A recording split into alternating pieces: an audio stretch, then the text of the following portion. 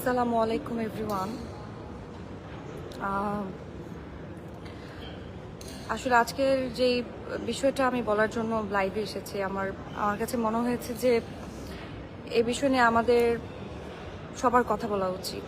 এবং একজন জাতি হিসেবে আমি খুবই লজ্জিত, কারণ আমি নিজেও একটা মেয়ে এবং আমার ছোট একটা বোন আছে যার বয়স 7 বছর।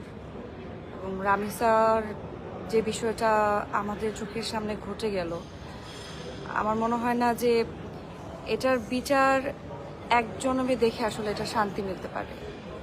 কারণ যেই বিষয়টা আমাদের চোখের সামনে ঘটেছে এবং আমরা দেখেছি, সেইটার শাস্তি আমার মনে হয় যে সর্বোচ্চ শাস্তি দেওয়া উচিত এবং খুবই জলদি। মানে এটার জন্য আমি ফাঁসি চাই অফকোর্স। এবং আমি জানি না আসলে আইন কি বলে, আইন কি করবে, কিন্তু আমার নিজেরও তো একটা বোন আছে।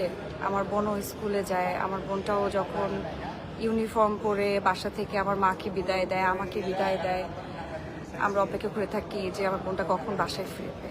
সো যার বুক খালি হয়েছে সে জানে যে সন্তান হারার বেদনা কতটা ভয়ঙ্কর। তো যেই দেশে বাস করি আসলে আসলে আমরা তো আমাদের বাংলাদেশকে নিয়ে অবশ্যই গর্ব করি, কিন্তু কিছু বিষয় থাকে যেগুলো আসলেই আমার মনে হয় এগুলো নিয়ে ভালোভাবে দেখা উচিত। এবং রামিসার যে বিষয়টা ঘটে গেছে সেটা নিয়ে আসলে সর্বোচ্চ বিচার করা উচিত আমার বলে মনে হয়।